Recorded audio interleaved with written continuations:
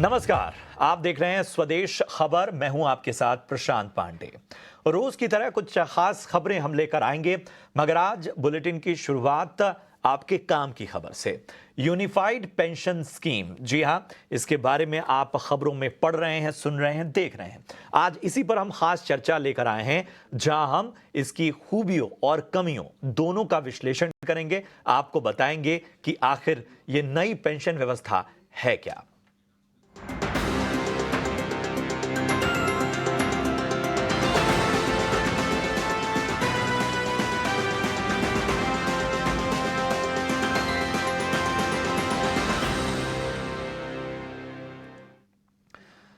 जी हां, आपको बता दें कि केंद्र सरकार ने यूनिफाइड पेंशन स्कीम यानी यूपीएस योजना को मंजूरी दे दी है। सरकारी कर्मचारियों की नेशनल पेंशन सिस्टम यानी एनपीएस में सुधारों की मांग लंबे समय से चली आ रही थी। आखिरकार सरकार ने इस पर मंथन करने के बाद यूपीएस को मंजूरी दी। सरकार का कहना है कि इस नई स्कीम से केंद्र सरकार के 23 लाख कर्मचारियों को फायदा मिलेगा। कुछ राज्यों ने, जैसे महाराष्ट्र ने, इसे लागू करने की तैयारी कर ली है। उत्तर प्रदेश में भी इसे मंजूरी मिलना लगभग तय माना जा रहा है। सरकार ने इसकी 5 खासियतें गिनाई हैं। पहला, कम से कम 50% निश्चित पेंशन। दूसरा है निश्चित फैमिली पेंशन, यानी किसी कर्मचारी की सेवा में रहते हुए मृत्यु हो जाने की स्थिति में परिवार को 60% पेंशन के रूप में मिलेगा। तीसरी खासियत, न्यूनतम निश्चित पेंशन, यानी 10 साल तक की न्यूनतम सेवा की स्थिति में कर्मचारी को कम से कम 10,000 रुपए प्रति माह पेंशन के रूप में दिए जाएंगे। चौथा बिंदु यह है कि कर्मचारी और फैमिली पेंशन को महंगाई के साथ जोड़ा जाएगा, इन्फ्लेशन के साथ इसका तालमेल बिठाया जाएगा। पांचवी जो मुख्य बात है कि ग्रेच्युटी के अलावा नौकरी छोड़ने पर एक मुश्त रकम दी जाएगी। हालांकि कई संगठनों की तरफ से, विपक्ष की तरफ से कई सवाल भी उठाए जा रहे हैं कि सरकार को पुरानी पेंशन स्कीम का विकल्प देने में क्या ही दिक्कत थी। वहीं कुछ विरोध के स्वर ये तक कह रहे हैं कि नई व्यवस्था एनपीएस से भी खराब साबित होगी। ऐसे में आज हम चर्चा करेंगे नई पेंशन स्कीम के फायदे और इसकी जो अड़चने हैं, कमियां हैं, वो क्या है। हमारे साथ इस चर्चा में खास मेहमान जुड़ेंगे। हमारे साथ अनुज अग्रवाल जुड़ रहे हैं, जो कि जाने माने राजनीतिक विश्लेषक हैं, और हमारे साथ एक और खास मेहमान आगे जुड़ेंगे जिनका परिचय हम कराएंगे। मगर सबसे पहले हमारी सहयोगी कविता थपलियाल के पास चलते हैं, जो बता रही हैं इस नई सिस्टम की पूरी बारीकियां। जी कविता। चलिए बात करते हैं यूनिफाइड पेंशन स्कीम यानी यूपीएस की। ये केंद्रीय कर्मचारियों के लिए खास स्कीम है और यूपीएस में कर्मचारी के रिटायरमेंट से पहले के 12 महीने की एवरेज बेसिक पे का 50% पेंशन के रूप में मिलने का प्रावधान रखा गया है। इस स्कीम की बात करें तो इसमें सुनिश्चित पेंशन, सुनिश्चित फैमिली पेंशन, सुनिश्चित मिनिमम पेंशन, इन्फ्लेशन के साथ इंडेक्सेशन और ग्रेच्युटी के अलावा अतिरिक्त पेमेंट्स भी शामिल है, जो मैं आपको आगे बताऊंगी। लेकिन ये जो योजना है ये अगले वित्त वर्ष यानी 1 अप्रैल 2025 से लागू होगी और इस स्कीम के लिए कर्मचारी का 25 साल सेवा पूरा करना ज़रूरी है, जबकि अगर सर्विस पीरियड कम होने पर पेंशन अनुपातिक रूप से कम होती जाएगी। इतना ही नहीं, यूपीएस केवल उन सरकारी कर्मचारियों के लिए है जिन्होंने एनपीएस का विकल्प चुना है और यूपीएस में कम सर्विस पीरियड होने के बावजूद 10,000 रुपये प्रति महीने के न्यूनतम पेंशन का प्रावधान भी है। यूपीएस में सुनिश्चित पारिवारिक पेंशन भी है और पेंशनर के निधन के बाद उन पर आर्थिक तौर पर आश्रित यानी उनके ऊपर जो डिपेंडेंट फैमिली मेंबर्स हैं उनको सरकारी कर्मी के पेंशन की 60% रकम फैमिली पेंशन के तौर पर दी जाएगी। इतना ही नहीं, यूपीएस में महंगाई राहत, जिसको हम डियरनेस रिलीफ भी कहते हैं, इस पर भी फोकस रखा गया है, जिसका कैलकुलेशन डीए की तरह कंज्यूमर प्राइस इंडेक्स के आधार पर किया जाएगा। ग्रेच्युटी के अलावा कर्मियों को रिटायरमेंट पर एक मुश्त राशि लमसम पेमेंट भी मिलेगी और इसका जो कैलकुलेशन है, प्रत्येक 6 महीने की सेवा के लिए रिटायरमेंट के समय मासिक पारिश्रमिक यानी वेतन प्लस महंगाई भत्ता, जिसको हम आसानी से समझ सकते हैं, कि 10वें हिस्से के रूप में किया जाएगा। यूपीएस में कर्मियों को कंट्रीब्यूशन जो है नहीं बढ़ाया गया है, वो अभी भी अपने सैलरी का 10% ही देंगे, जबकि सरकार 14 से बढ़ाकर अब जो अपना कंट्रीब्यूशन है सरकार का 18.5% जो है वो हो चुका है। और साफ तौर पर इससे सरकारी खजाने पर थोड़ा ज़्यादा बोझ तो पड़ेगा ही पड़ेगा, लेकिन इसके अलावा अगर आपको यूनिफाइड पेंशन स्कीम में दिलचस्पी है तो ये है उसके लिए खास फीचर्स। शुक्रिया करेंगे कविता आपका इस अहम जानकारी को बताने के लिए। तो हमने आपको स्पष्ट, बहुत ही आसान भाषा में हर बारीक बात बता दी। चलते हैं अनुज अग्रवाल के पास। अनुज जी, बहुत बहुत शुक्रिया अपना समय देने के लिए और इस चर्चा में शामिल होने के लिए। मैं पहली टिप्पणी आपसे चाहूँगा। एक तो सरकार खूबियाँ गिना रही है स्कीम की, और सरकार के लिए इसके बहुत मायने भी हैं, ख़ास तौर पे आने वाले समय को लेकर। और जिस तरह से लगातार एनपीएस में सुधारों की मांग प्रबल होती जा रही थी, उस लिहाज से सरकार एक नई व्यवस्था के साथ आई है। लेकिन इसी के साथ विरोध के स्वर जो हैं वो ये कह रहे हैं कि फिर ओल्ड पेंशन स्कीम को लागू करने में क्या दिक्कत थी। और कई जगह ये भी कहा जा रहा है कि ये व्यवस्था इतनी कॉम्प्लिकेटेड हो जाएगी कि ये एनपीएस से भी बदतर होगी। आप बताएं, कैसे देख रहे हैं आप इस पूरी व्यवस्था को? क्या बेहतरी नजर आ रही है और कहां आपको थोड़े चैलेंजेस नजर आ रहे हैं? देखिए, राजनीतिक रूप से मोदी सरकार के लिए एक बहुत बड़ा चैलेंज था, क्योंकि ओल्ड पेंशन स्कीम और वर्सेस न्यू पेंशन स्कीम एक बहुत बड़ा इशू बन गया। तो हर एम्प्लॉइज था, चाहे एग्जिस्टिंग एम्प्लॉई हो चाहे रिटायर्ड एम्प्लॉई हो, ये इस उसका एक वोट बैंक था। और वो अगर सरकार से नाराज था तो बीजेपी से नाराज था, उसके वोट बैंक पे फर्क पड़ रहा था। तो उसको, चूंकि एक इमोशनल इशू हो गया था, और एक रिटायरमेंट के बाद सिक्योरिटी एक बहुत बड़ा इशू होता है कि अपनी लाइफ कम से कम आराम से चले। हम 55-60 की एज में जब आते हैं तो हमें लगता है कि यार कम से कम हमारे खर्चों की हमें समस्या ना हो, हमारी लाइफ बड़ी कूल और स्टेबल चलती रहे, कल को बच्चे हमें दे ना दे, कम से कम हम अपना बुढ़ापा अच्छे से निकाल लें। और अगर इतने साल हमने सर्विसेज दी सरकार को, तो सरकार की भी जिम्मेदारी है कि हमें कम से कम उतनी ही सिक्योरिटी जरूर दे। तो ओल्ड पेंशन स्कीम में कम से कम एक सिक्योरिटी थी, एक लमसम अमाउंट हर मंथ मिलता जाता था, एक सिक्योर्ड मनी आपको एक at the retirement as per मिल जाती थी। तो वो कहीं ना कहीं एक साइकोलॉजिकल और एक इमोशनल इशू हर गवर्नमेंट एम्प्लॉय के मन में बैठा हुआ था, क्योंकि वो देख रहे थे जब न्यू पेंशन स्कीम अटल सरकार ने लागू करी, उसके बाद उसमें बहुत सारे कॉन्सिक्वेंसेस भी थे, बहुत सारी इनसिक्योरिटीज भी थी। उसमें बहुत सारा आपको शेयर मार्केट में इन्वेस्टमेंट करना था, तो उसकी वजह से आपके रिटर्न फ्लक्चुएट होते थे। तो इन सारी बातों से एक बड़ा ये इशू धीरे धीरे घर करने लगा और एक पॉलिटिकल इशू भी बन गया। नई पेंशन जो अब यूनिवर्सल पेंशन स्कीम गवर्नमेंट ने दी है, कहीं ना कहीं ओल्ड पेंशन स्कीम का रिफाइंड रूप है। जो बहुत सारी बीच में डिमांड्स थी, छोटी छोटी कमियां थी, खामियां थी, इनसिक्योरिटीज थी, उन सबके को भी इनकॉर्पोरेट करना जरूरी था। तो as it is old pension scheme लागू करना कोई प्रैक्टिकल चीज नहीं थी और लॉजिकल भी नहीं था। उसको रिफाइंड करना, इम्प्रोवाइज करना, और उसमें जो भी पिछले 20 सालों में सजेशंस आए थे उनको इनकॉर्पोरेट करना भी एक बहुत बड़ी जरूरत थी। इसलिए बड़ा अच्छा इनिशिएटिव भी लिया मोदी सरकार ने। और सारे, पहली बार ऐसा हुआ कि जितने कर्मचारी यूनियन थी उनके हेड्स को एक साथ बुलाया पीएमओ में, और उनके साथ डिस्कस करके उन चीजों को फाइनलाइज किया गया। ये इनिशिएटिव आज तक हुआ नहीं था। तो एक तरीके से सरकार ने अपना एम्प्लॉय फ्रेंडली एक चेहरा दिखाया। और मोदी जी को लग रहा था कि जो लोकसभा चुनाव में जो सेटबैक्स लगा, उसमें कहीं ना कहीं old pension scheme versus new pension scheme का जो विवाद था, इसका बड़ा रोल था। तो उन्होंने कहीं ना कहीं उनको कॉन्फिडेंस में लेकर इस चीज को इंप्लीमेंट करने की घोषणा की है। कमियां हैं अभी भी बहुत सारी, इसमें चीजें क्लियर नहीं है। तो मुझे लगता है कि इसमें अपोजिशन पार्टी उन चीजों को बुनाएगी भी। कुछ जो अपोजिशन पार्टीज की ट्रेड यूनियंस हैं वो भी उन चीजों पर कोई इशू बनाएंगे। लेकिन ये बिल्कुल उसी तरह से है जैसे वन रैंक वन पेंशन वाला आर्मी में आया था। तो उसमें 90% प्रॉब्लम सॉल्व करती थी, 10% के लिए कुछ सैनिक बैठे हुए रहे कई साल तक जंतर मंतर पे, लेकिन ओवरऑल कोई आर्मी में डिससेटिस्फेक्शन नहीं रहा। हालांकि इस यूनिफाइड पेंशन स्कीम में कहा जा रहा है कि चूंकि 25 साल की रिटायरमेंट के बाद इसका ऑप्शन ओपन होगा, तो बहुत सारे आर्मी के और पैरामिलिट्री के जॉब्स हैं जो 20 साल की एज में ही उनमें रिटायरमेंट हो जाता है। तो वो कैसे इनकॉर्पोरेट होंगे इसमें? तो ये क्लैरिटी बहुत सारी है जिनसे अभी कंफ्यूजन है। तो मुझे लगता है इसमें कुछ और क्लेरिफिकेशन सरकार को देने पड़ेंगे, और ये एक और रिफाइंड वर्जन इसका अगले कुछ दिनों में मुझे लगता है इस स्कीम का आएगा। आपने बात कही है।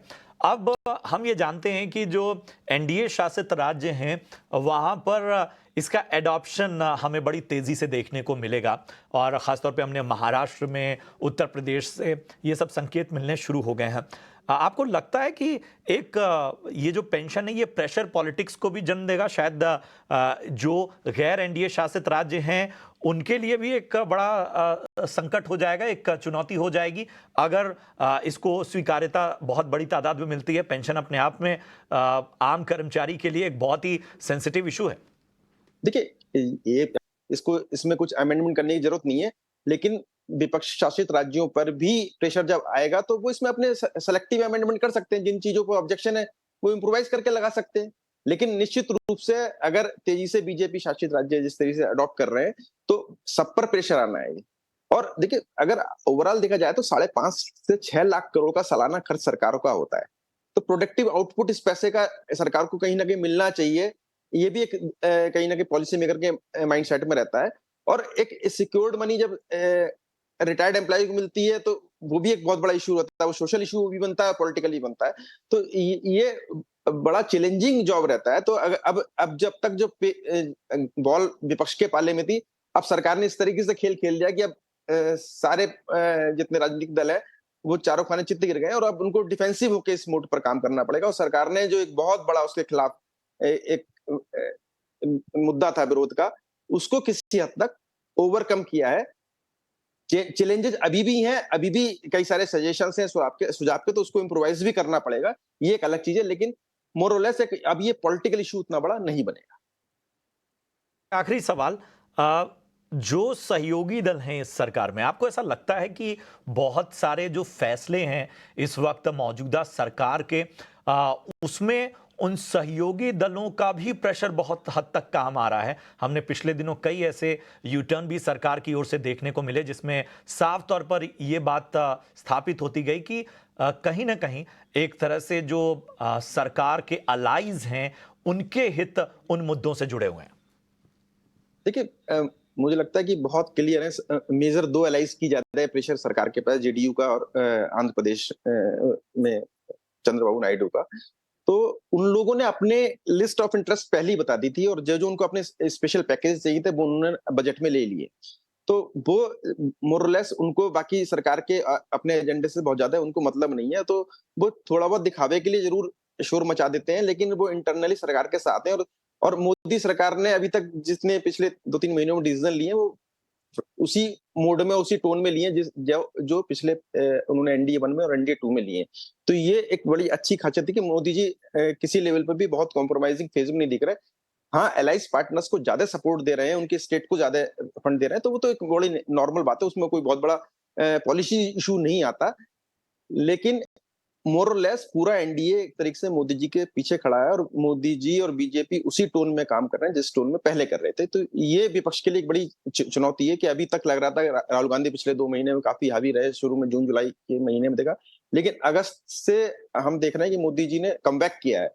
और वो जिस तेजी से अब उनकी पार्टी में यूनिटी दिख रही है, पार्टी और सरकार में एक ट्यूनिंग दिख रही है, और संघ के साथ जो उनकी ट्यूनिंग बिगड़ी थी वो भी फिर एक तरीके से नए सिरे से परवान चढ़ गई है। अब संघ का पार्टिसिपेशन भी हर जगह बढ़ गया और संघ हर जगह उनके इलेक्शन कैंपेन के लिए भी और जो इंटरनल मैकेनिज्म है उसको भी, और पार्टी सरकार के बीच में जो बहुत सारे इश्यूज हैं उन पर भी सब काम कर रहा है। खास तौर पे मौजूदा सरकार के लिए आने वाले वक्त में कई राज्यों में चुनाव भी हैं। तो तमाम बातों को हमने डिकोड किया, हमने इसके चैलेंजेस की भी बात की, हमने इसको सिंप्लीफाई करके आपके सामने भी रखा। बहुत बहुत शुक्रिया करेंगे अनुज जी हमारे साथ इस चर्चा में जुड़ने के लिए और तमाम बातों को बहुत स्पष्ट रूप से रखने के लिए। तो उम्मीद करते हैं कि आपको इस पूरी पेंशन स्कीम के तमाम बातें स्पष्ट हो गई हों। जो निचोड़ निकलता है वो यही है कि ये इस सरकार का एक तरह से मास्टर स्ट्रोक ही है। विपक्ष शासित जो राज्य हैं, गैर एनडीए शासित राज्य हैं, उन पर एक दबाव जरूर इससे बनेगा जिस तरह से तेजी से एडॉप्शन हो रहा है। बहरहाल यहां रुकेंगे एक ब्रेक के लिए, फौरन हाजिर होते हैं।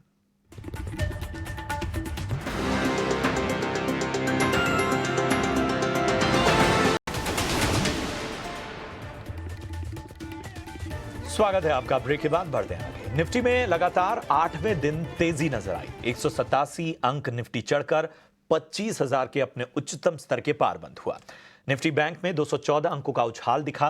बाजार का दिन भर का एक्शन बता रहे हैं मेरे सहयोगी अंश भीलवाड़। तो बाजार में अच्छी खरीदारी दिखी। निफ्टी का यह 8वां सेशन था जब हमें लगातार खरीदारी नजर आई। इतनी लंबी कंटिन्यूस खरीदारी हमें पहली बार दिखी है एटलीस्ट पिछले 1 सालों में। अगर चार्ट पे देखा जाए तो निफ्टी ने वो 25,000 का मार्क पहली बार छुआ है 3 हफ्ते में। साथ ही साथ निफ्टी अपने रिकॉर्ड हाई लेवल के जस्ट नीचे ही ट्रेड कर रहा था काफ़ी समय तक। अगर दूसरे ब्रॉड इंडिसेस की बात की जाए तो मिड कैप इंडेक्स हमें हरे निशान में बंद होता हुआ नजर आया, जबकि निफ्टी स्मॉल कैप 250 इंडेक्स ने आज रिकॉर्ड हाई का स्तर छुआ। अब सेक्टर इंडिसेस की बात की जाए तो निफ्टी मेटल हमें टॉप सेक्टर गेनर के तौर पे नजर आता है, जिसके टॉप गेनर्स में हमें नेशनल एल्यूमिनियम और स्टील अथॉरिटी नजर आते हैं। इसके साथ साथ निफ्टी ऑटो और निफ्टी एनर्जी का एक दूसरा सेशन था जब हमें लगातार खरीदारी नजर आई। तो निफ्टी आईटी का 3 सेशन की लगातार बिकवाली के बाद आज जाके हमें हरे निशान में बंद होता हुआ नजर आया। तो यहाँ पे एक पॉजिटिविटी, एक रिवर्सल एक्सपेक्ट किया जा सकता है। निफ्टी बैंक की बात की जाए तो निफ्टी बैंक 51,000 मार्क के ऊपर क्लोज हुआ, जो कि काफ़ी पॉजिटिव है इंडेक्स के लिए। अब सेक्टर लूजर्स की बात करें तो यहाँ पे निफ्टी पीएसयू बैंक एक मेजर इंडेक्स था जो हमें लाल निशान में बंद होता हुआ नजर आया, और ये दूसरा सेशन है जब इसमें लगातार हमें बिकवाली नजर आई। बट ओवरऑल देखा जाए तो बाजार काफ़ी पॉजिटिव रहा है। जी हाँ, बहुत बहुत शुक्रिया करेंगे अंश बाजार की पॉजिटिविटी और एक्शन के बारे में बताने के लिए। चलिए अब बढ़ते हैं अपनी सहयोगी आशीषा अधवरियू के पास, जो बता रही हैं किन स्टॉक्स ने लगाया आज एक्शन भरा पंच। बिल्कुल, आज 5 का पंच में सबसे पहले हम बात करेंगे जाइडस लाइफ साइंसेस की। स्टॉक में गिरावट दिखी। तेवा जो कंपनी की एक पेयर कंपनी है, उनको एक स्टमक रिलेटेड डिसीज के ड्रग के लिए अप्रूवल मिला है, जिसके चलते जाइडस लाइफ साइंसेस के रेवेन्यूज़ पर इम्पैक्ट हो सकता है और स्टॉक में करीब 5% की गिरावट दिखी। इसके अलावा शिल्पा मेडिकेयर यहाँ पर करीब 4% की तेज़ी दिखी। कंपनी ने फेज 3 स्टडीज़ सक्सेसफुली कंप्लीट कर दिए हैं। फैटी लीवर के लिए ये ड्रग इस्तेमाल किया जाता है, जहाँ पर इनिशियल रिस्पांस काफ़ी पॉजिटिव रहा। 4% की तेज़ी यहाँ पर भी दिखी। मैक्स एस्टेट्स 6% की तेज़ी के साथ बंद होता हुआ नजर आया। NCLT न्यू दिल्ली ने कंपनी को कुछ रेजोल्यूशन प्लान के लिए मंजूरी दे दी है। करीब 35,000 स्क्वायर फीट का ये एरिया होगा न्यू दिल्ली रीजन में, जिसके चलते इस स्टॉक में भी तेज़ी दिखी। बंसल वायर्स 6% की तेज़ी के साथ बंद होता हुआ नजर आया। ब्रोकरेज रिपोर्ट थी। इन्वेस्टेक ने खरीदारी की राय के साथ इनिशिएट किया कवरेज। 440 रुपये प्रति शेयर का लक्ष्य दिया। इन्वेस्टेक का मानना है कि अर्निंग्स ग्रोथ पोटेंशियल काफ़ी अच्छा है और कंपनी 40% का EBITDA CAGR अगले कुछ सालों के लिए रिपोर्ट कर सकती है। तो बंसल वायर्स की इस रिपोर्ट के चलते, इन्वेस्टेक की रिपोर्ट के चलते स्टॉक में आज तेज़ी दिखी। और लास्ट में हम बात करेंगे JM फाइनेंशियल की एक रिपोर्ट आई है रियल एस्टेट सेक्टर पर, जिसके चलते कई सारे रियल एस्टेट स्टॉक्स में आज फोकस दिखा। DLF, मैक्रोटेक डेवलपर्स और कीस्टोन डेवलपर्स, ये 3 उनके टॉप पिक्स है रियल एस्टेट सेक्टर से। JM फाइनेंशियल्स की रिपोर्ट थी, इसी के चलते रियल एस्टेट स्टॉक्स में भी आज एक्शन दिखा। शुक्रिया करेंगे आशीषा आपका इस अहम जानकारी के लिए। बढ़ते हैं आगे। सेंट्रल बैंक ऑफ इंडिया ने फ्यूचर जनरली लाइफ और जनरल इंश्योरेंस में फ्यूचर एंटरप्राइजेस का हिस्सा खरीदने की बोली जीती है और अब रेगुलेटर से मंजूरी का इंतजार है। सूत्रों के मुताबिक रेगुलेटर से मंजूरी के बाद फ्यूचर जनरली इंडिया लाइफ और जनरली इंडिया इंश्योरेंस रीब्रांडिंग करेगी। इस पर ज्यादा जानकारी के साथ मेरे सहयोगी अनुराग शाह जुड़ गए हैं। अनुराग, बताएं। देखिए, ये जो सेंट्रल बैंक ऑफ इंडिया के द्वारा बोली जीती गई है COC की मंजूरी के बाद, तो अब इसमें 3 रेगुलेटर के अप्रूवल का इंतज़ार है। Reserve bank of India, IRDAI और CCI। तो इन तीनों की मंजूरी के बाद जो है वो दोनों जो इंश्योरेंस कंपनियां हैं, future generally life insurance company और फ्यूचर जनरली इंडिया जो कि जनरल इंश्योरेंस कंपनी है, इन दोनों की रीब्रांडिंग होगी। इनका नाम में बदलाव होगा और जो फ्यूचर शब्द का इसके अंदर इस्तेमाल होता है वो हटा दिया जाएगा। और ये जो बदलाव होगा ये तीनों पक्ष है उनके लिए फ़ायदे का सौदा होगा, क्योंकि सेंट्रल बैंक के पास जो काफ़ी बड़ा नेटवर्क है देश भर के अंदर, 4,500 ब्रांचेज हैं। टियर 2 टियर 3 के अंदर सेंट्रल बैंक की जो प्रेजेंस मौजूद है बैंक ब्रांचेस के जरिए, तो उसका फ़ायदा मिलेगा डिस्ट्रीब्यूशन में। बैंक एश्योरेंस पार्टनर के तौर पे दोनों इंश्योरेंस कंपनी को, लाइफ इंश्योरेंस और जनरल इंश्योरेंस कंपनी को, जहां पर जो बोली जीती है उसमें 25% हिस्सा खरीदने की। जिस तरह से सेंट्रल बैंक अपना इंश्योरेंस में प्रेजेंस बढ़ाना चाहता है और इन दोनों कंपनियों के जो फॉरेन पार्टनर है जनरली इटली की जो ग्लोबल इंश्योरेंस कंपनी है उसकी भी इच्छा थी कि एक पब्लिक लेंडर यानी सार्वजनिक क्षेत्र का एक बैंक अगर उनके साथ जुड़ता है तो इस इंश्योरेंस कंपनियों को आगे बढ़ाने में मदद मिलेगी। तो अब रेगुलेटर की मंजूरी के बाद इन कंपनियों का नाम चेंज होगा, ब्रांड चेंज होगा और हमारे सूत्रों से मिली जानकारी के मुताबिक कि काफ़ी तेज़ी से इस पे काम भी हो रहा है और अगले 6 महीने के अंदर इसकी मंजूरी मिल सकती है। शुक्रिया करेंगे अनुराग आपका इस अहम जानकारी के लिए। चलिए बढ़ते हैं आगे। 30 सितंबर से निफ्टी 50 में बीईएल और ट्रेंड की एंट्री होगी। वहीं डीवीज लैब्स और एलटीआई माइंडट्री जैसे कुछ शेयर्स बाहर होंगे। डिटेल्स दे रहे हैं सौमित सरकार। एनएसई ने अपने काफ़ी सारे इंडेक्सेस में कुछ चेंजेस किए हैं, जैसे कि निफ्टी 50 में ट्रेंड और बीएल इंक्लूड होंगे, जबकि एलटीआई माइंडट्री और डीवीज लैबोरेटरी निफ्टी 50 से बाहर निकल के निफ्टी नेक्स्ट 50 में इंक्लूड किए जाएंगे। तो इस चेंजेस के कारण जो इनफ्लो आउटफ्लो होगा ट्रेंड और बीएल में करीब 340 to 470 मिलियन यूएस डॉलर्स की इनफ्लो एक्सपेक्टेड है, जबकि डीवीज लैब और एलटीआई माइंडट्री पे अगर नेट बेसिस पे अगर आप देखेंगे तो करीब 150 to 190 मिलियन यूएस डॉलर्स के आउटफ्लोज एक्सपेक्टेड है। अब निफ्टी नेक्स्ट 50 की अगर हम बात करें तो वहाँ पे BHEL, JSW energy, Macrotech, NHPC और यूनियन बैंक इंक्लूड किए जाएंगे और इस कारण जो इनफ्लोज होंगे वो करीब 30 to 50 मिलियन यूएस डॉलर्स के हो सकते हैं। और आउटफ्लोज की अगर हम बात करें तो वहाँ पे Colgate, SRF, Marico, SBI card, Berger paints ये सब निफ्टी नेक्स्ट 50 से बाहर निकल जा रहे हैं, जिसके कारण जो आउटफ्लोज होंगे वो करीब 20 to 60 मिलियन यूएस डॉलर्स के आउटफ्लोज एक्सपेक्टेड है। अब निफ्टी बैंक की अगर हम बात करें तो वहाँ पे सिर्फ एक ही चेंज हो रहा है, कैनरा बैंक इंक्लूड किया जा रहा है और बंधन बैंक को एक्सक्लूड कर रहे हैं। कैनरा बैंक में करीब 44 मिलियन यूएस डॉलर्स के इनफ्लोज एक्सपेक्टेड है और बंधन बैंक की अगर हम बात करें तो वहाँ पे करीब 35 to 40 मिलियन यूएस डॉलर्स के आउटफ्लोज एक्सपेक्टेड है एनालिस्ट के हिसाब से। अब ये जो चेंजेस होंगे ये 38 सितंबर से रिफ्लेक्ट करेंगे, बट इन चेंजेस के कारण जो इनफ्लो आउटफ्लो होगा वो 27 सितंबर को एक्सपेक्टेड है। तो ये सारे स्टॉक्स पे ध्यान रखिएगा, खासकर बीएल और ट्रेंड जो निफ्टी 50 में फ्रेश इंक्लूड हो रहा है। शुक्रिया करेंगे सौमित आपका इस अहम जानकारी के लिए।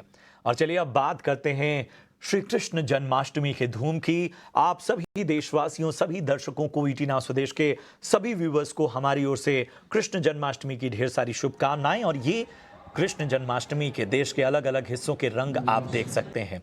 आप देख सकते हैं राधे और श्याम की इस मनमोहक मूर्त के अलावा बाल गोपाल की किस तरह से आराधना की जा रही है, किस तरह से उन्हें रिझाया जा रहा है। आज बाल गोपाल के जन्म का उत्सव पूरे देश में मनाया जाएगा और इसके साथ ही कल मुंबई समेत पूरे महाराष्ट्र में दही हांडी उत्सव की धूम देखने को मिलेगी। आपको बता दें, देश के प्रमुख मंदिरों, खासतौर पे इस्कॉन टेम्पल में विशेष इंतजाम किए गए हैं और रात को जब गोपाल जी का जन्म होगा तो एक अलग उत्सव जैसा माहौल, उन्हें 56 भोग लगाए जाएंगे। इसके अलावा अलग अलग तरीके से उत्सव मनाया जाएगा। खास तौर पे आज के दिन हर घर में बाल कान्हा के स्वरूप की पूजा होती है। उनके लिए अलग अलग पकवान बनाए जाते हैं, उन्हें रिझाया जाता है, उन्हें झूला झुलाया जाता है। उनकी आराधना, पूजा, चरणामृत स्नान, इन सभी के साथ आज कृष्ण जन्माष्टमी की धूम पूरे देश में देखने को मिल रही है। चलिए, इसी के साथ इस बुलेटिन में इतना ही। आप सभी को एक बार फिर से श्री कृष्ण जन्माष्टमी की ढेर सारी शुभकामनाएं। दीजिए इजाजत, नमस्कार।